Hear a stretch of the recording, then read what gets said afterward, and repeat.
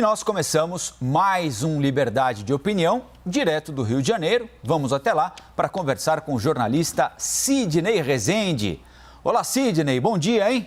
Tudo bem, senhoras e senhores, bom dia também, Colombo. Colombo, você é muito querido, eu recebo muitas mensagens aí fazendo referências a você. Tem um senhor chamado Uiri Bordignon, diz assim, mande um abraço lá para o esquecido povo de Rondônia. Eu fiquei meio tocado com o esquecido povo de Rondônia, né? Por nós aqui não é esquecido, porque a gente chega até lá e nos assiste. Então é bem bacana a gente saber que a CNN está chegando em todo lugar do Brasil.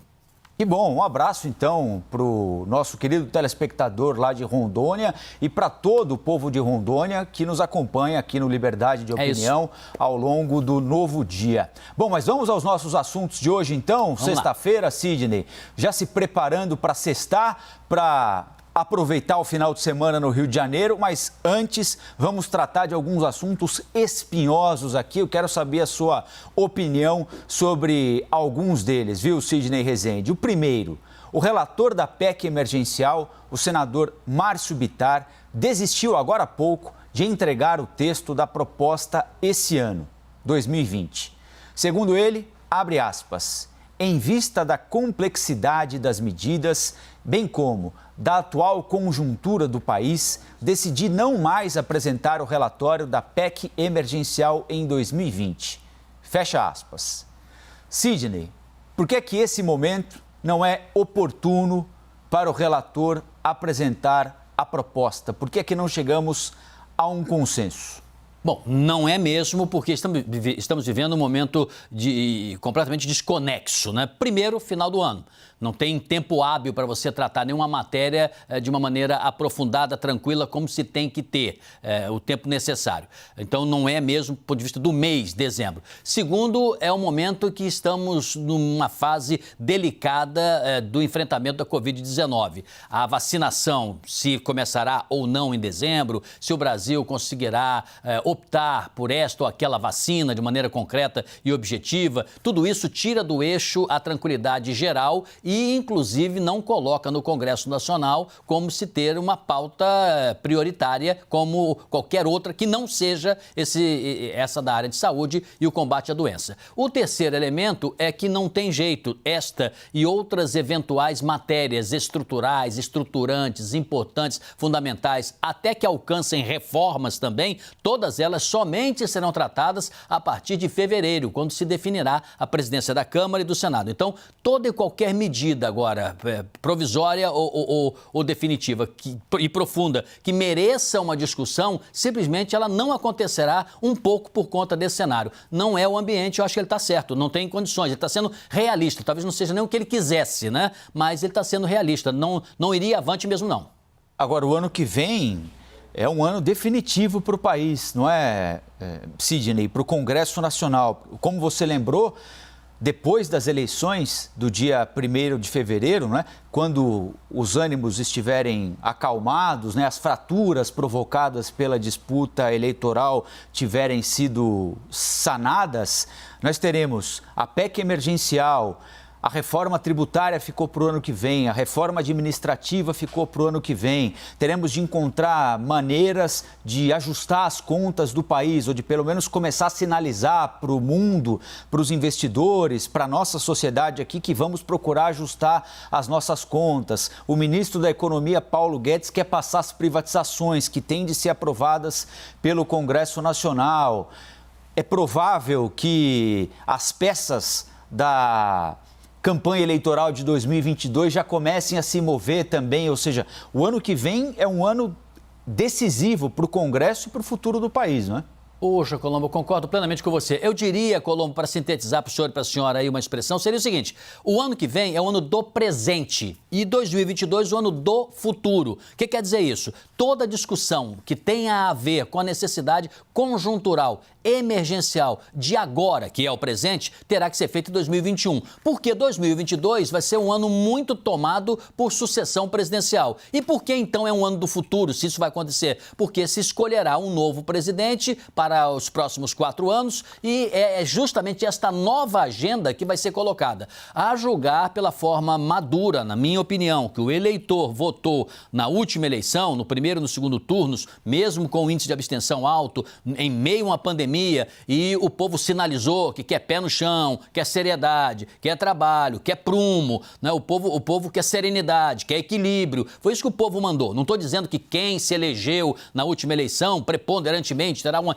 gigantesca influência na próxima eleição. Não, o eleitor sim, ele estará lá. Então, o ano que vem é isso aí que você disse. Terá que ser um ano para tocar, toque de caixa, mas ao mesmo tempo com seriedade, é o que nós mais desejamos. Cabeça no lugar, Congresso Nacional, cabeça no lugar, Presidência da República e Governo, cabeça no lugar, Judiciário. É um ano para arregaçar as mangas, falar pouco, fazer muito e trabalhar direito. O povo está bem cansado e está assustado. Muitas mortes por conta da pandemia, os salários estão achatados também, emprego nós não temos em quantidade, nós todos estamos muito sofridos. Então, o que se espera, no mínimo, é um pouquinho só de responsabilidade.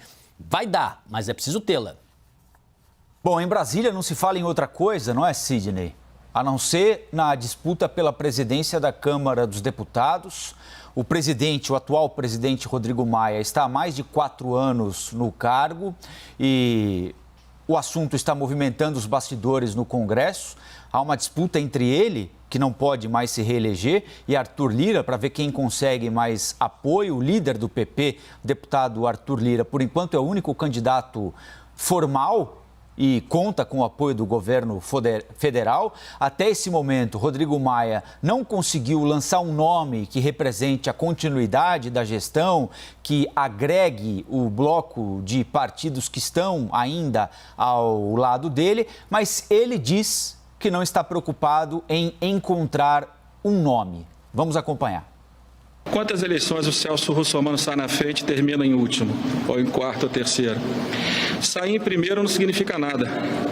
O que significa é a construção de um projeto político que fique de pé. Esse é o nosso propósito, construir um projeto que fique de pé e que garanta a independência, a Câmara livre da interferência do Poder Executivo ou do Poder Judiciário.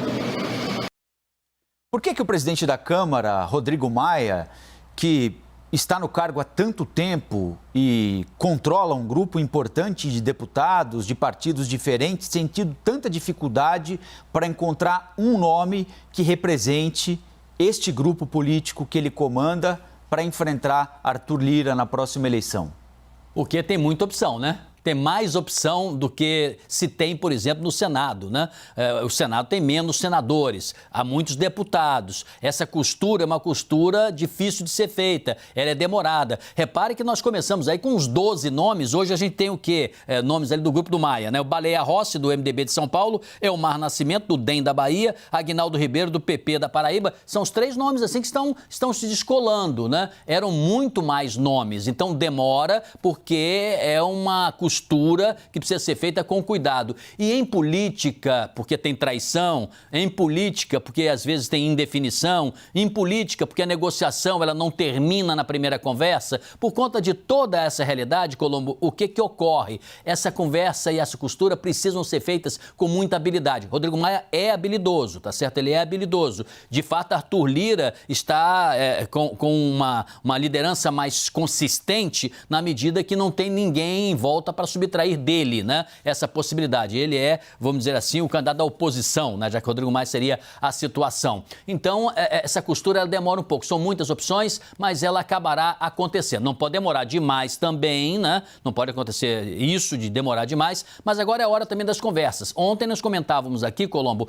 que o processo está só começando. Agora, claro que as atenções todas se voltam para Rodrigo Maia e seu grupo, justamente porque o outro lado já está arrumado, né? Já tem o candidato, que está trabalhando também, está trabalhando bastante no sentido de fazer as mesmas costuras com outro sinal, é atrair mais gente para si. Cada um está fazendo isso, mas é evidente que nessa hora as atenções ficam sobre Rodrigo Maia.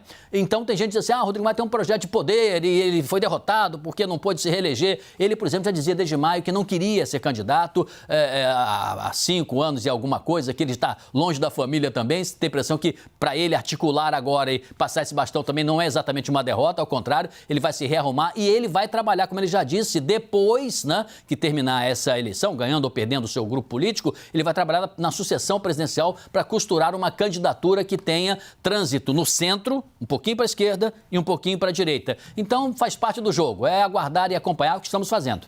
E o que significa para o governo Bolsonaro ter Arthur Lira como presidente da Câmara ou ter alguém do grupo de Rodrigo Maia como presidente da Câmara? Significa dar o ritmo, se de uma forma ou de outra, né, na colocação dos temas na agenda política para votação.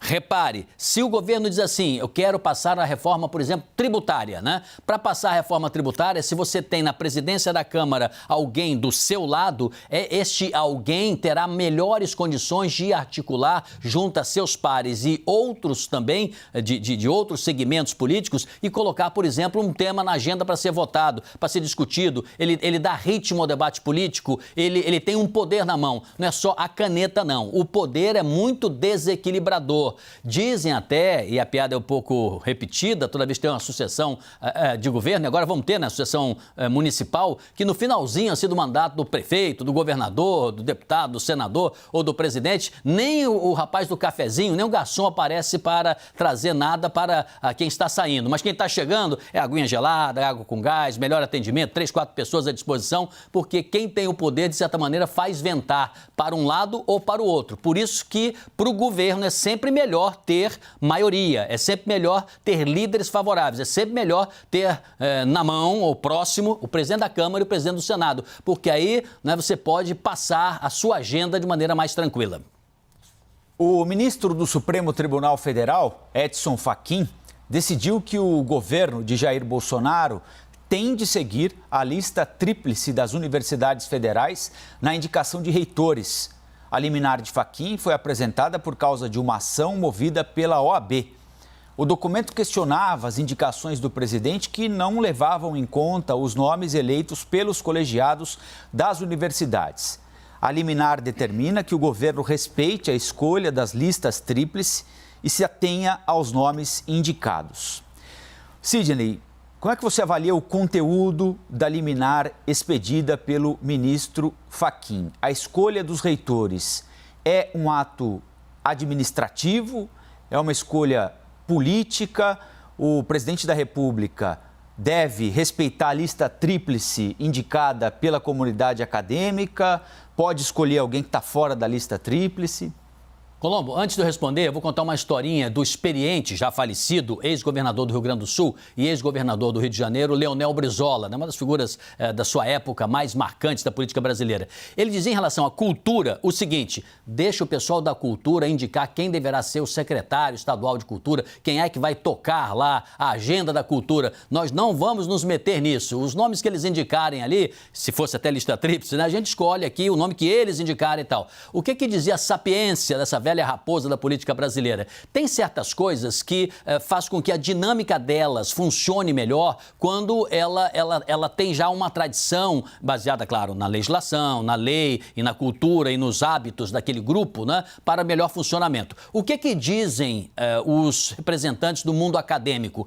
Que quando você usa decisão política, eu vou na tua resposta, né, responder a sua pergunta, a decisão sempre é política, tá certo? Ela não é política partidária ou ideológica necessariamente. Ela não deixa de ser uma decisão política, mas que passa pela administração. Então, o que dizem os professores da área acadêmica? Que se você coloca um reitor que não tem nenhum conhecimento da gestão, por exemplo, de uma universidade, não tem nenhuma identificação com o mundo acadêmico, com a realidade, não tem doutorado, não tem conhecimento de como as coisas funcionam, não tem a sensibilidade para entender a importância de uma universidade para a sociedade. Se ele é um ser dissociado desta realidade, tudo indica que será uma persona vinda de fora e que certamente não fará uma administração fluida, construída, isenta. E aí entra a político partidário no meio.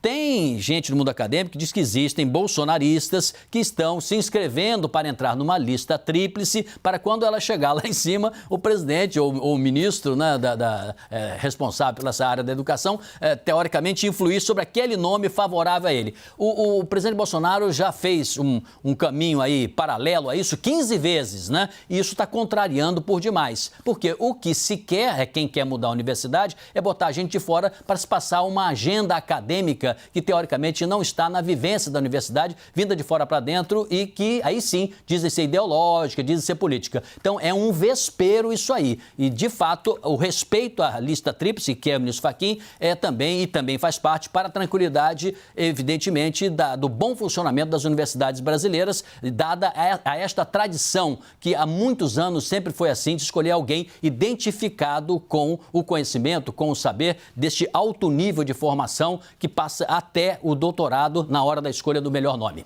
Isso deveria valer em outros órgãos também, na sua opinião, Sidney? Porque, por exemplo, o Procurador-Geral da República não estava na lista tríplice enviada pelo Ministério Público, né? Mas existia uma lista tríplice, existia. Isso pode. Então não é só na universidade, não. Quando existem instituições, muitas delas até de Estado, né? Ou até de governo, onde exista essa possibilidade da própria organização, dada a peculiaridade, por exemplo, na física, né? Na astronomia, na universidade, ou mesmo na Procuradoria da República, no Ministério Público, é sempre mais saudável você, para o melhor funcionamento da instituição, que quem a dirija tenha proximidade com o corpo funcional. Porque ocorre também, se você tem, por exemplo, um centro de estudos e pesquisas e você bota alguém do policiamento de choque, por exemplo, né? Cria uma discordância, a pessoa pode, claro, mostrar sua capacidade e tal, mas a discordância de pleno conhecimento do funcionamento daquela dinâmica. Não estamos falando de corporativismo, não é isso. Isso aí tem que ser combatido de fato. Mas ter uma identidade, você ter alguém que o dirija, é mais ou menos como se no jornalismo, Colombo, você tivesse se reportar, por exemplo, alguém com pleno conhecimento e expertise numa outra área, né? E você tem que explicar tudo o que você faz. É provável que a decisão dessa pessoa, melhor que seja, mais bem intencionada, inteligente que ela seja uma decisão talvez com menos recursos do que uma outra que saiba do que você está falando como interlocutor ao conversar com ela. Muito bem, vamos para o nosso próximo assunto, então. De hoje, aqui no Liberdade de Opinião com o Sidney Rezende, já o Alexandre Garcia estará conosco. A Câmara dos Deputados aprovou o texto base do Fundeb, o Fundo de Desenvolvimento da Educação Básica. Escolas ligadas a igrejas, entidades filantrópicas e ensino técnico profissionalizante do Sistema S foram incluídas entre as instituições que podem receber valores do fundo. São emendas que geraram polêmica no plenário. As instituições comunitárias, confessionais e filantrópicas poderão receber recursos para até 10% das vagas de ensino fundamental e médio. A atual legislação do Fundeb permitia repasse apenas para a educação infantil e para a pré-escola. A oposição criticou a decisão e alega que as emendas romperam um acordo já estabelecido. A deputada do PT de Mato Grosso, professora Rosa Neide, entende que esse recurso fará falta para pagar, por exemplo, o piso dos professores de escolas de prefeituras e dos estados. Sidney, queria que você falasse um pouquinho sobre essas emendas feitas ao texto base e sobre o deslocamento de recursos do Fundo na Educação Básica do Brasil. Desculpa a indiscrição, mas você é uma pessoa pública, né, Colombo? Você estudou em qual universidade? Se incomoda em falar? Não, estudei na Universidade Metodista de São Bernardo do Campo. Universidade Metodista de São Bernardo do Campo. Deus queira que você tenha feito aí tenha tido ótimos professores, tenha sido uma ótima formação. Foi sim. A sua foi. A minha também foi. Eu estudei no meu ensino superior na PUC, que é a Universidade Católica. Olha, por coincidência, eu nem sabia que você tinha estudado uma metodista. Existem escolas, até de nível médio, na universidade, fantásticas, ótimas, como a sua universidade, como a minha aqui no Rio de Janeiro, que eu tenho muito orgulho. Você tem, por exemplo, o Colégio Batista, né? O nome até já diz a denominação, o Santo Agostinho, Santo Inácio, São Bento, essas são católicas também. Então, existem centros de estudo, universidades, escolas e colégios de altíssimo nível do Brasil. Então, zero de preconceito no tratamento de respeito em relação a elas e até com relação a recursos também. Mas nenhuma destas que estamos aqui citando, certamente hoje estariam em busca de recursos federais, carimbados e tal. Porque todas essas que eu citei têm fila de estudante para entrar. Porque são ótimas, são fantásticas, são muito boas. E são escolas com orientações religiosas, absolutamente respeitando o Estado laico e fazendo seu trabalho de forma sensacional. Agora, tem políticos para fazer média, para puxar o saco, para dizer que estão representando os segmentos religiosos, para quem sabe, numa próxima eleição também, né, com essa proximidade que tem com essas denominações, no caso das evangélicas, ou em segmentos católicos, ou qualquer outra orientação, de alguma maneira parecer amigo e ter mais votos e tal. Esses políticos acabam dando a impressão que estas universidades, esses centros de estudo estão cabalando votos, né, a seu favor ou pedindo dinheiro. Não estão. Não estão e nem estão precisando também desta ordem. Claro, ninguém vai também dizer que não se quer recursos, né? Então, na verdade, não há a necessidade obrigatória de se destinar um percentual para lá. Agora, esse acordo que diz o deputado, eu desconheço, eu não sei detalhes, eu prefiro não comentar, que vou falar bobagem, certamente. Eu estou apenas dizendo que, muitas vezes, se quer ser mais realista que os reis. Universidades que têm esse viés religioso são ótimas e demos vários exemplos, escolas e colégios, perfeitamente, mas não necessariamente precisa-se de dinheiro público, principalmente aquelas que são particulares. Não faz muito sentido, né? Você, com essa linha religiosa ou não, se ter recurso público para unidades particulares. Se quer ajudar o ensino e a educação, melhora-se o todo, que elas, as públicas e as particulares, também serão beneficiadas. É o que eu penso. Muito bem, e ainda estudei no primeiro e no segundo grau em colégio católico de freiras franciscanas. Então tem uma formação religiosa eclética. Eclética e muito bem formada, com todo respeito, falando sério agora, basta você ver, quando você tem o conhecimento, e muitos desses lugares certamente muito rigorosos, né, Colombo? Você deve ter estudado bastante, tinha que ler muita coisa, as provas deviam ser... Você tinha prova oral também e prova escrita ou não? Chegou a pegar isso ou não tinha mais? Não, tinha bastante coisa oral também. Fazia, né? Fazia. Olha só, que tinha arguição, né? Sim. A garotada hoje não tem nada disso, né, Colombo? Tinha de decorar poema para falar na frente da classe. Um dia eu vou pedir que você faça isso com Lusíadas e Camões. Tenho certeza que você estudou e leu e decorou. Sem dúvida alguma. Tive que fazer isso algumas vezes, viu? Era um sofrimento danado. Era um sofrimento. Gente, sem brincadeira agora, por isso Colombo, claro, é um ótimo profissional que é, e outros tantos, né? O estudo, a boa formação, os fundamentos. Não é no estado do futebol, se o sujeito não sabe os fundamentos, ele não sabe bater um córner, não sabe se quer bater um lateral, ele briga com o juiz, ele não tem compostura. O fundamento é o ensino. Universidade particular não precisa ficar pedindo dinheiro na janela, não, e nem está pedindo, tá? E nem deputado e senador também ficar fazendo esse serviço desnecessário, né? Sidney, então é isso, hein? Boa sexta-feira para você. Obrigado, um abraço, Colombo, tudo de bom. Final de semana vai ser um agito... Eu tiro cada coisa da cartola, por isso que a cabeça é grande, né, Colombo? Eu não penso isso antes, não. Eu boto você em cada situação difícil, desculpa, viu? Não, mas eu tô aqui para escapar delas mesmo. Final de semana vai ser um agito só, que eu tô sabendo já, hein? Vai ser puxado. Rio de Janeiro vai ferver. Mas eu tenho cabeça grande, mas cabeça no lugar, viu? Não sei não, viu? Valeu, Sidney. Um abraço, gente. Tudo de bom.